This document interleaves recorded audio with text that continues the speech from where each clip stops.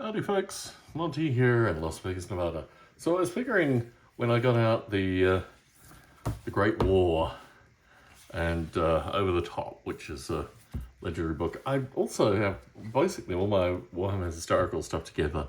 And I'll just start showing some of the earlier Warhammer historical stuff that I liked and then get into the Great War. There's also 20mm World War II rules that I don't immediately see, so just pulled these ones out.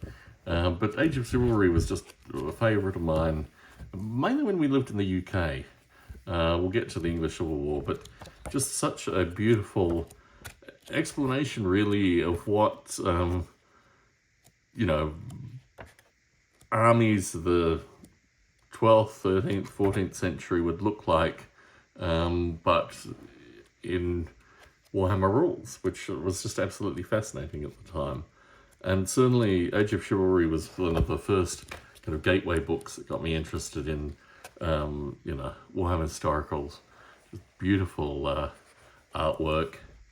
And just dividing up the, the nation states into understandable, fighting styles and a variety of different bits and pieces, which at the time, I guess just addressed various gaps in my historical knowledge.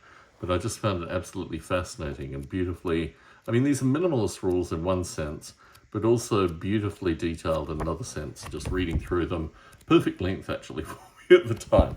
The English Civil War was just a turning point for me as well, because I hadn't even really thought about the English Civil War. I mean, this is the nature of my education. I was educated in Australia, basically. Very minimal English education. But this just was just such a beautiful rule set. Again, explaining all the underlying ideas. Obviously, the Perry brothers were good aficionados of the English Civil War and had a variety of different books, and just really got me into the mindset of the English Civil War, which I'd never really thought about up until the time of reading this book. Just a beautifully written book, obviously with Warhammer-esque rules for the various units and other things. It was just a beautiful book. Anyway, now we get to the Great War, which this issue of the Great War, I ordered from Warhammer Historicals just when they went out of business. And they said, well, they couldn't send it to me. And I'm like, well, can you find an old copy? And they found an old copy and sent it to me. Because I'd already paid for it through their website, but they weren't doing business anymore. So anyway, this was what I got initially. This is, I think, British Germans, early war, late war. I think that's the way it works. British and Germans, early war, late war. I think the US forces are in the update one. But this was just beautifully written. I think this is based on, what's it called? Lord of the Rings. The Lord of the Rings rule set, perhaps. Maybe I'm wrong. Who knows? Anyway, this was just such a beautiful rule set. I'll show you the miniatures that I have for it. Actually, I can probably just fling them under the camera. So this is the first Great War rules. And this is Over the Top, which is just basically the second rule book. This is probably just as thick as the first one, but yeah, just Foreign Legion and just a bunch of additional rules.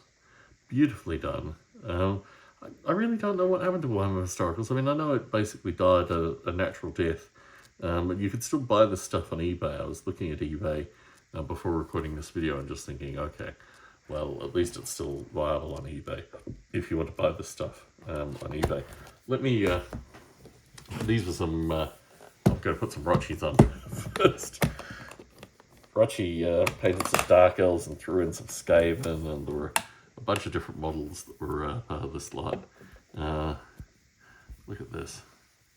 Just classic Rotchi. And yeah, a whole lot of miscreant related stuff. I probably need to get this thing closing properly. Anyway, let's get this one reclosed. And then let's get the Great War. Let's see if I can. Always interesting closing up these boxes. Okay, let's get the Great War out. This is again in a small KR multi-case. Let me see if I can open this without actually hitting the camera. Perhaps not. Just scratch. Okay, so these are upside down, which is always a good sign. See the right way around. I think at least the Germans up top. Can't see in. Maybe these are the British up top. Anyway, there were two versions of this. These were from, let me think of the miniature line. I can't think of the miniature line. Anyway, these are the Germans. These are the Germans underneath, I think. But these were from Great War Miniatures, is that right? Great War Miniatures? I don't know. North Star Great War range. Anyway, so I bought them. They were really hard to get in the US, so I bought them from the UK. They took a long time coming.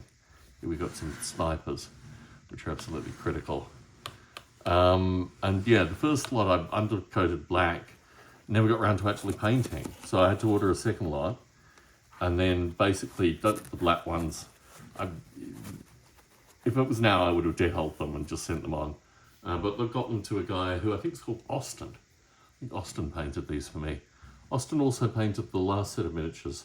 I was looking at the Chechens and the Russians. So yeah, a bunch of British and a bunch of Germans. No machine gunners, actually. That was the one thing that was missing out of this. That these are really more kind of skirmish forces than they are the machine gun. Anyway, Monty, here in Las Vegas, Nevada, aka Tom Bartley, showing a set of figures and a set of rules. Signing out.